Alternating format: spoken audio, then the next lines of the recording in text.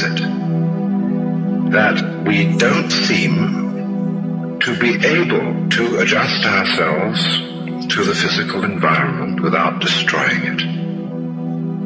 Why is it that in a way that this culture represents in a unique fashion the law of diminishing returns, that our success is a failure, that we are building up, in other words, an enormous technological civilization which seems to promise the fulfillment of every wish almost at the touch of a button.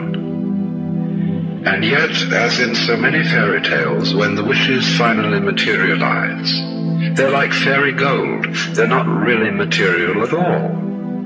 In other words, so many of our products, our cars, our homes, our clothing, our food, it looks as if it were really the instant creation of pure thought. That is to say, it is thoroughly insubstantial, lacking in what the connoisseur of wine calls body. And in so many other ways, the riches that we produce are ephemeral. And as a result of that, we're frustrated. We're terribly frustrated. We feel that the only thing is to go on getting more and more. And as a result of that, the whole landscape begins to look like the nursery of a spoiled child who's got too many toys and is bored with them and throws them away as fast as he gets them, plays them for a few minutes. Also, we're dedicated to a tremendous war on the basic material dimensions of time and space. We want to obliterate their limitations. We want to get everything done as fast as possible. We want to convert the rhythms and the skills of work into cash, which indeed you can buy something with, but you can't eat it. And then rush home to get away from work and begin the real business of life, to enjoy ourselves.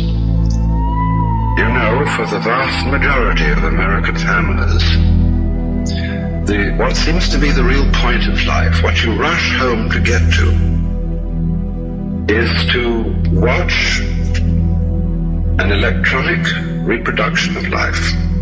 You can't touch it. It doesn't smell, and it has no taste.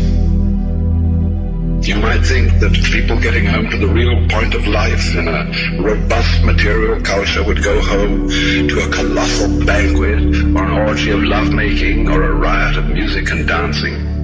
But nothing of the kind. It turns out to be this purely passive contemplation of a twittering screen. You see mile after mile of darkened houses with that little electronic screen flickering in the room. Everybody isolated, watching this thing. And thus in no real communion with each other at all. And this isolation of people into a private world of their own is really the creation of a mindless crowd.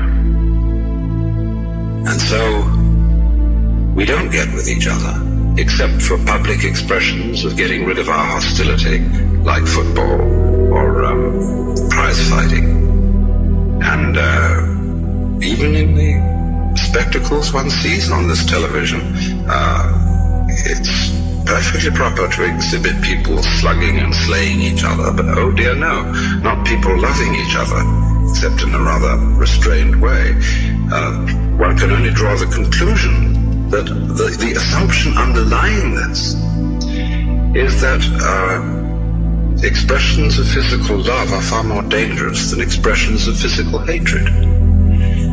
And it seems to me that a culture that has that sort of assumption is basically crazy and devoted, unintentionally indeed, but nevertheless in fact devoted, not to survival, but to the actual destruction of life.